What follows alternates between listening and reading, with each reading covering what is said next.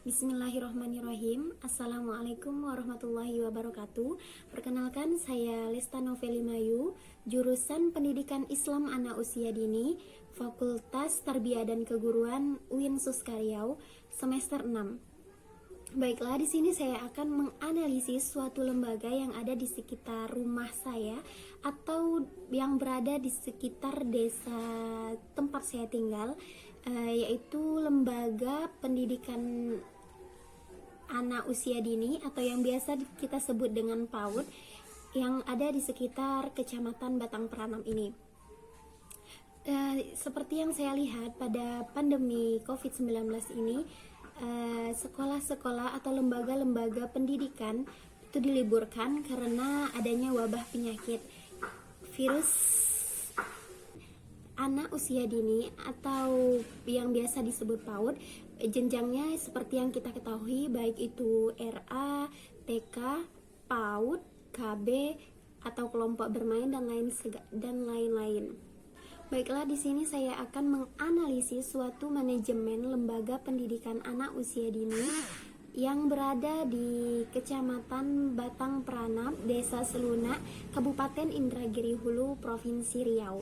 Nah, di tempat saya tinggal ini ada satu TK yang bernama TK Permata Bunda.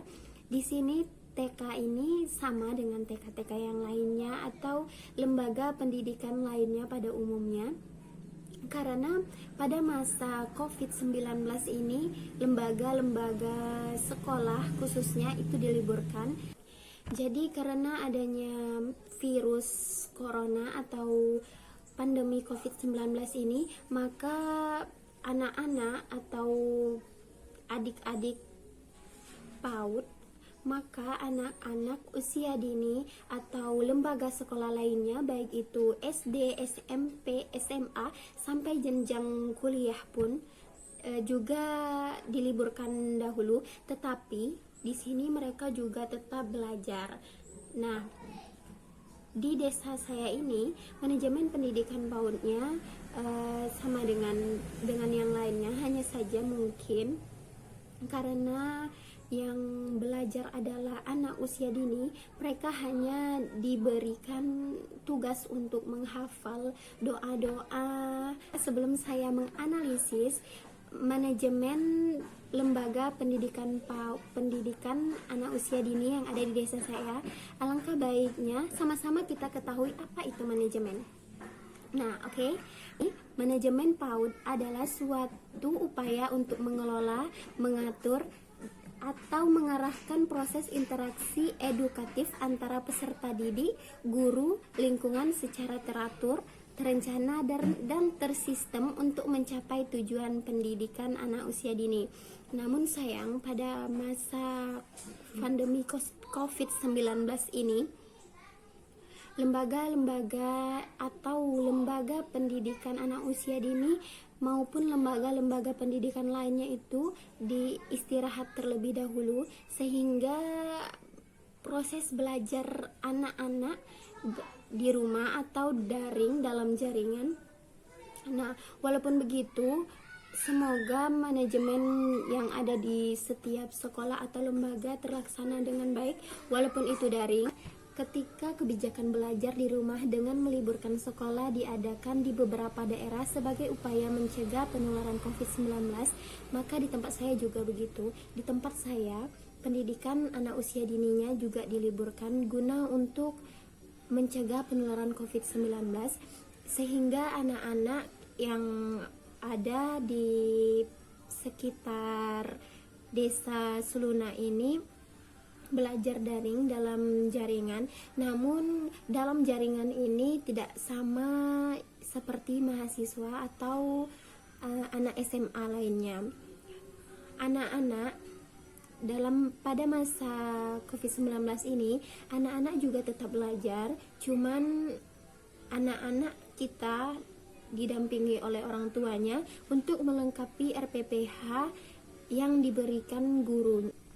Menilik himbauan dari pemerintah agar masyarakat tetap tinggal di rumah dan menjaga jarak sosial atau social distancing yang saat ini istilahnya diubah menjadi physical distancing oleh WHO. Saya melihat bahwa physical distancing adalah hal yang hampir tidak mungkin dilakukan oleh anak usia dini, sebab dunia anak adalah dunia bermain yang kecenderungan anak untuk berinteraksi secara langsung dengan teman-temannya, baik bersama teman-teman sebaya ataupun orang dewasa. Di Kecamatan Batang Peranap, Desa Seluna ini tempat saya menganalisis manajemen lembaga pendidikan anak usia dininya. Mereka menggunakan 3 manajemen yang dilakukan oleh guru dalam mengelola pembelajaran daring, yaitu yang pertama manajemen waktu, yang kedua manajemen kelas, dan yang ketiga manajemen pembelajaran. Baiklah, yang pertama manajemen waktu. Baiklah, manajemen waktu di TK ini tidak harus seperti di SD atau di SMP atau di SMA, misalnya sampai 35 sampai 45 menit kayak gitu. Karena apa? Perlu kita ingat bahwasanya anak usia dini ini adalah belajar sambil bermain. Jadi manajemen waktu anak ini tidak harus banyak dalam satu harinya, setidaknya anak mau belajar, itu saja. Dan tidak boleh memaksa anak dalam belajar. Perlu diingat, masa anak usia dini adalah masa emas, jadi biarkan anak bermain sambil belajar. Jadi manajemen waktu pembelajaran di tempat saya ini atau di TK tempat saya tinggal saat ini di Desa Seluna, mereka waktu belajarnya tetap dari hari Senin sampai hari Jumat, namun waktunya itu, jamnya itu tidak ditentukan. Yang penting ada dokumentasi yang diberikan oleh orang tua kepada guru. Namun jika orang tua tidak memiliki HP atau apa segala macamnya, insya Allah guru percaya bahwasanya anak telah belajar di rumah. Selanjutnya yang kedua yaitu manajemen kelas, yakni kegiatan guru dalam mengatur kegiatan belajar siswa di masing-masing kelas. Namun pada saat pandemi corona ini, jadi manajemen kelas ini diatur oleh orang tua di rumah yang mengajarkan anaknya. Jadi kegiatan belajar tetap dipantau oleh orang tua dengan kisi-kisi yang telah diberikan oleh guru, apa-apa saja materi pembelajaran yang diajarkan untuk hari ini misalnya. Jadi misalnya hari ini menghitung atau menghafal surat Al-Alaq, seperti itu. Nah, selanjutnya yang ketiga yaitu manajemen pembelajaran, yakni manajemen pembelajaran yang terakhir ini yaitu kegiatan guru dalam mengelola situasi belajar siswa melalui pembelajaran daring dengan mengerjakan berbagai penugasan. Namun di sini kembali lagi bahwasanya sekarang masa pandemi corona, jadi tugas-tugas yang diberikan guru kepada orang tua, lalu orang tua mengaplikasikannya kepada anak-anaknya dengan mengawasi anak-anaknya mengerjakan tugas yang telah diberikan oleh guru. Melalui 3 manajemen yang dilakukan oleh guru ini, semoga tujuan pendidikan anak usia dini tercapai di desa tempat saya tinggal.